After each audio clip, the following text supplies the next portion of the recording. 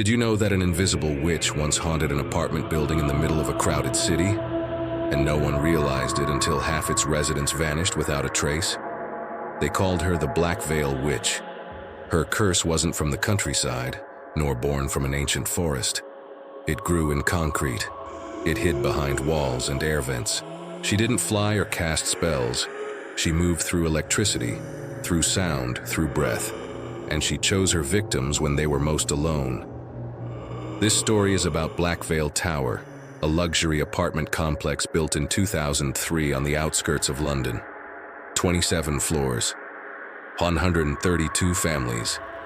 And yet, today, the entire building stands abandoned. Windows shattered, security lights flickering day and night, a monument to a haunting no one dares to speak about. But everything began with one woman, Cassandra Haynes, apartment 2407. Cassandra was 32 when she moved into Blackvale Tower. She was a marketing executive, independent, ambitious, recently divorced. The apartment was perfect. Soundproof walls, glass balcony, minimalist design. But she didn't know the land it stood on had been cursed long before her time. In the late 1800s, there had been a workhouse for women on that same land. It was where widows, orphans, and accused witches were kept under spiritual correction. One of them, a woman named Eleanor Ashcroft, was beaten to death there in 1887 after being accused of witchcraft. Her last words, recorded in the archives, were, "I will not die here. I will walk your walls. I will live where you live." When the building was demolished in 1971, nothing grew on the site for decades, until Blackvale Tower was built. Cassandra moved in that autumn. Within weeks, she started hearing something behind the walls. Not rats, not pipes, breathing, slow, measured human breathing. At first, she thought it was the neighbors. But when she asked, the woman next door looked confused. "I live alone," she said, "and I'm hardly ever home." Every night, Cassandra would hear it, a dragging sound, then a whisper, always the same phrase, "Do you see me now?" She tried ignoring it, but soon her electronics began malfunctioning. The TV turned on by itself, always showing static. The lights flickered when she walked into the room, as if something invisible followed her steps. She called maintenance. They checked everything. No faults, no wiring issues. Then she noticed her mirrors. Every morning, condensation appeared on the glass, not from steam, but from inside the mirror. And when she wiped it away, faint handprints would fade from view, not her own. One night, she recorded audio on her phone, hoping to catch the sound. The next morning, the recording contained a woman's voice, whispering her name in perfect clarity. That was when she called the police. They found nothing, no signs of forced entry. But the officer, a man named Sergeant Lister, noticed something strange. The temperature inside her apartment was 5 degrees colder than the hall outside, even with the heating on full. He joked nervously, "Maybe you've got a ghost." Cassandra didn't laugh. By early winter, strange incidents spread across the building. Apartment 1203, a young couple complained of whispers in their baby monitor. The baby would cry at 3:33 a.m. every night, then laugh, staring at an empty corner. Apartment 1905, a retired violinist stopped leaving his flat. The neighbors reported hearing him play for hours, but when police broke in weeks later, they found his bow still moving, though his hands were stone cold. Apartment 0701, the security guard, Ahmed, resigned after reviewing CCTV footage showing a shadow moving across the lobby, against the direction of the lights. By February, 5 tenants were missing. The building management called it a wave of unfortunate personal circumstances. But Cassandra started documenting everything. Audio logs, photographs, timestamps. Her diary entries became frantic. She moves through the sound. "The walls breathe when I sleep. She knows when I type her name." One evening, while investigating a persistent thudding in her floorboards, Cassandra lifted a section of the carpet. Beneath it was a wooden hatch, unlisted on any floor plan. Inside, an old sealed metal door, the type used in service tunnels. On its surface, scratched into the rust, were 2 words, "Eleanor waits." Cassandra called the building manager, Mr. Weller, but he denied knowing of any substructure. The tower was built over solid foundation, he said. No tunnels. You must be mistaken. But the next morning his office was empty. His desk phone was off the hook and a single sheet of paper was left behind, a faded blueprint of the original workhouse. Beneath what would now be the 24th floor, a network of sealed servant corridors still existed, bricked over but intact. The notes in red ink said, "No access. Incomplete exorcism, 1887. Cassandra contacted a local paranormal researcher, Dr. Miriam Cole, who specialized in historical hauntings. They met in her apartment on March 4th. Dr. Cole immediately felt uneasy. She described the air as wet electricity, like standing next to a live wire. Together they decided to reopen the hatch. With industrial lamps and recording gear, they broke the seal and entered. Below, the tunnel smelled of metal, mold, and something ancient. The walls were covered in salt residue as if the air had been crying. Every surface echoed faintly, though no sound was made. Then came the whisper, low, feminine, almost kind. "I've been here all along." Dr. Cole froze. Her microphone shorted out. Cassandra turned to look at her, but the doctor's eyes had gone wide. "Behind you," she whispered. Cassandra swung the light. Nothing. But the shadow on the wall didn't match their shapes. It lingered, head tilted as if studying them. The lamps flickered. The temperature dropped.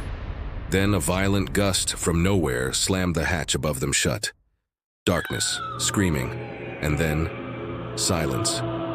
3 days later, emergency crews broke into apartment 2407. They found the hatch open. No sign of Cassandra or Dr. Cole, only their equipment. The video files recovered showed 47 minutes of distorted footage, most of it static.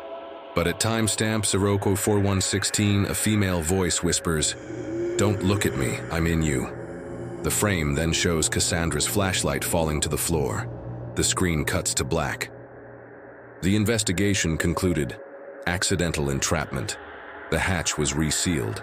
But within a month, new residents started reporting electrical surges, strange breathing sounds, and doors unlocking themselves. By 2007, over half the building had been vacated. By 2009, the tower was condemned. Yet the cameras, motion sensors, alarms, kept going off even after power was cut. When city workers finally cut the main supply, the backup generator turned itself back on, and on the central monitor, a single line of text appeared across every screen. "Do you see me now?" In 2018, urban explorer Leo Granger uploaded a video titled, "Exploring Abandoned London Skyscraper.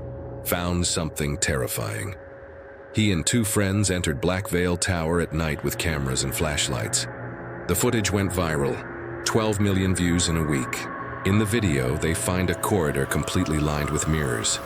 None cracked, all fogged. Leo wipes one and laughs nervously. Seconds later, the camera distorts. In the reflection, a faint silhouette appears behind him, though nothing is there when he turns. Then a whisper, faint but unmistakable, "Don't wipe the glass." The video ends abruptly. The next day, Leo posted a tweet. "I can't sleep. The lights in my room keep flickering. It's like she followed me home." He never tweeted again. His friends' accounts were deleted within days. When police checked their flats, all three were missing. Their electronics were fried, phones melted, mirrors shattered. But in Leo's camera, recovered from his apartment floor, the footage looped endlessly.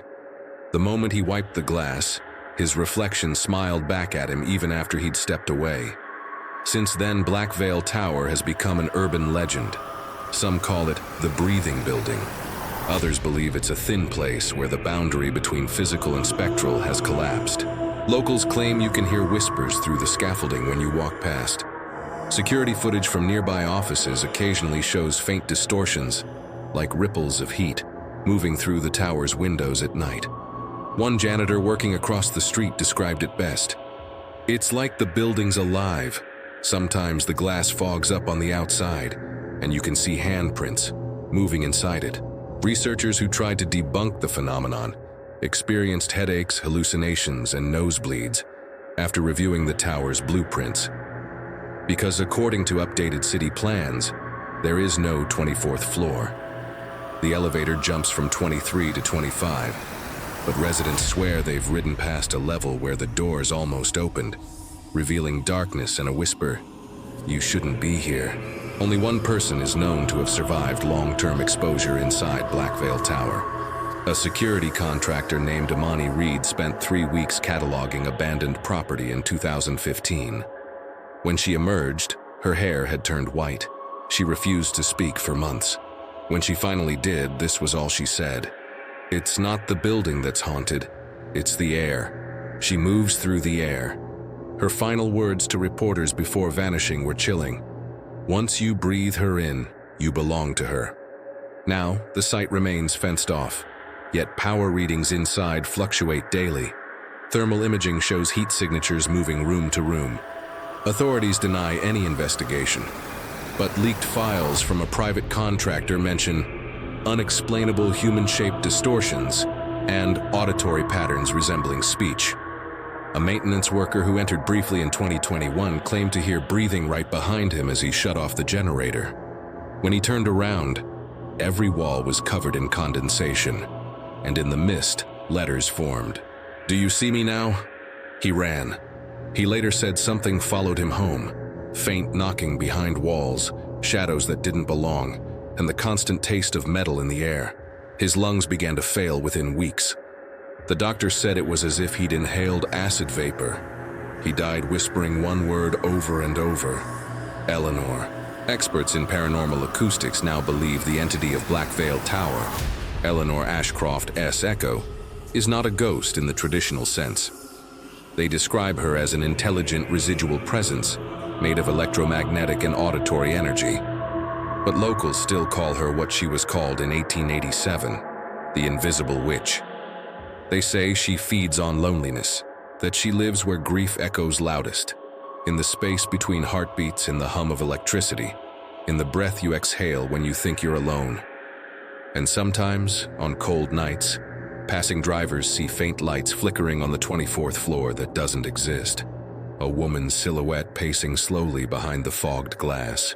If you stand still long enough, they say you can hear her whisper through the static of the city, through headphones, phone lines, even the wind between buildings. Do you see me now? So, tell me, when you hear that faint crackle in your headphones late at night, are you sure it's just interference?